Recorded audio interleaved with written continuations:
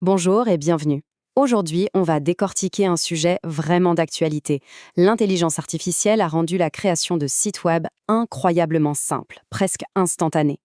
Mais, et c'est là tout le paradoxe, transformer ce site en une machine à vendre, ça, c'est devenu plus compliqué que jamais. Allez, on plonge dedans.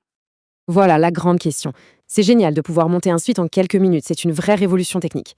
Mais est-ce que cette rapidité est synonyme de succès commercial? Est-ce que ça suffit pour bâtir une entreprise solide? C'est ce qu'on va voir. Alors, pour y voir clair, voici notre parcours. On va d'abord définir précisément ce fameux paradoxe. Ensuite, on verra comment l'alliance de l'IA et de l'humain est la clé. Puis, on détaillera le plan d'action pour y arriver, on parlera chiffres et résultats, et on finira par un zoom sur les entreprises locales qui ont une carte énorme à jouer. On attaque donc la première partie. Essayons de bien comprendre ce paradoxe, parce qu'il explique beaucoup de choses sur le web d'aujourd'hui. L'IA a vraiment changé les règles du jeu. D'un côté, on a une promesse incroyable, des outils qui permettent de créer un site web en un claquement de doigts. C'est un gain de temps et d'argent phénoménal. Mais de l'autre, il y a le revers de la médaille. Cette facilité a créé un océan de sites qui se ressemblent tous, des sites un peu génériques qui se noient dans la masse. Résultat, ils ont un mal fou à être visibles sur Google et, surtout, à convaincre un visiteur de devenir client. Et cette phrase, elle résume tout. Il faut vraiment arrêter de voir un site web comme une simple brochure en ligne, une sorte de carte de visite digitale. Non, un site web, ça doit être un moteur, un outil stratégique au cœur de l'entreprise, pensé pour attirer du monde, les convertir en clients et même les fidéliser. Ok, alors comment on sort de cette impasse? La solution, ce n'est pas de rejeter l'IA, bien au contraire, c'est de créer une synergie, de marier la puissance de l'IA avec l'intelligence et la stratégie d'un expert humain. Ce tableau est hyper parlant, regardez la différence. Un site fait à 100% par une IA, eh bien le contenu est souvent plat, sans âme. Le référencement est basique, il n'y a pas de vraie stratégie derrière. Du coup, les performances sont faibles et c'est dur de savoir si c'est rentable. En face, quand on ajoute l'expertise humaine, tout change. Le contenu devient premium, il a une vraie personnalité. Le SEO est beaucoup plus poussé, il cherche à comprendre ce que l'utilisateur veut vraiment. Et surtout, il y a une architecture, une stratégie.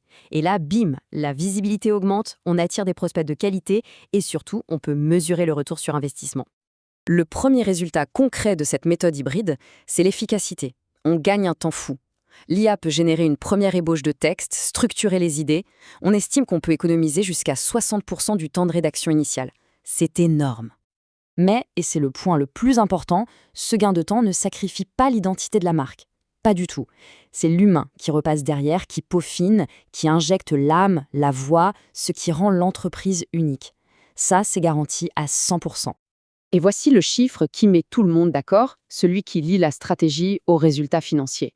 En moyenne, un site conçu avec cette approche voit ses taux de conversion multipliés par 3, c'est-à-dire qu'il est 3 fois plus efficace pour transformer un visiteur en client. D'accord, c'est bien beau, mais comment on met ça en place concrètement? Ce n'est pas de la magie, c'est une méthodologie très structurée qui s'appuie sur des données. Le processus, il se fait en 3 temps. D'abord, et c'est la base de tout, une grosse phase d'analyse. On regarde le marché, les concurrents, on définit la stratégie. Ensuite seulement, on passe à la création du contenu et du design en pensant toujours à l'optimisation. Et enfin, le travail ne s'arrête pas une fois le site en ligne. Non, on suit, on analyse et on optimise en continu pour améliorer les performances. Cette première étape d'analyse, elle est fondamentale. On ne part pas à l'aveugle. À la fin de cette phase, on a des choses très concrètes. Une liste de mots-clés sur lesquels se positionner, un rapport détaillé sur la concurrence et le plan exact de l'architecture du site. C'est la fondation de la maison. Si elle est solide, tout le reste tiendra. Allez, passons à ce qui intéresse le plus les entrepreneurs, les résultats. Est-ce que ça marche vraiment? Est-ce que c'est rentable?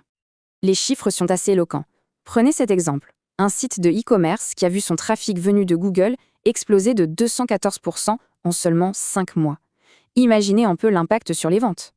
Et attention, ce trafic, ce ne sont pas juste des curieux, c'est du trafic qualifié. La preuve, c'est qu'il se transforme en action. En moyenne, on observe une augmentation de 30% des conversions, c'est-à-dire des ventes, des prises de contact, des demandes de devis. Ce témoignage, il est parfait parce qu'il rend les chiffres très concrets. On ne parle plus de pourcentage, on parle de la réalité d'un artisan qui, grâce à son site, reçoit chaque semaine 3 à 4 demandes de devis sérieuses. C'est ça qui fait tourner une boîte. Maintenant, on va s'intéresser à un cas particulier où cette stratégie est surpuissante, celui des entreprises locales. Le plombier, le restaurateur, l'avocat du coin. Ce chiffre est juste vertigineux. 97%, pensez-y. Quasiment tout le monde utilise Google pour trouver un commerce ou un service près de chez soi. Les pages jaunes, c'est terminé. Aujourd'hui, si une entreprise locale n'est pas visible en ligne, elle est quasiment invisible tout court. Et ce qui est incroyable, c'est l'intention derrière ces recherches. Quand quelqu'un cherche plombier, près de moi, sur son téléphone, il n'est pas en train de faire du lèche-vitrine, il a une fuite d'eau. Et regardez, 78% de ces recherches débouchent sur un achat, souvent dans la journée. C'est un gisement de clients énorme. Et encore un retour d'expérience pour bien matérialiser ça. Cet artisan couvreur est passé de 1 ou 2 devis par mois via son site à plus de 10. C'est une multiplication par 5, voire plus de son volume d'affaires potentiel. L'impact est direct et massif. Donc, pour conclure, la morale de l'histoire, c'est qu'il ne faut surtout pas opposer l'IA et l'humain. Il faut les voir comme des partenaires. L'IA, c'est un outil formidable qui donne la vitesse d'exécution, mais c'est l'expertise humaine qui apporte la vision, la stratégie, et qui au final transforme cette vitesse en performance et en rentabilité. Et on va se quitter sur cette question, qui invite à la réflexion. Est-ce qu'un site web est juste une vitrine passive, qui attend qu'on tombe dessus par hasard?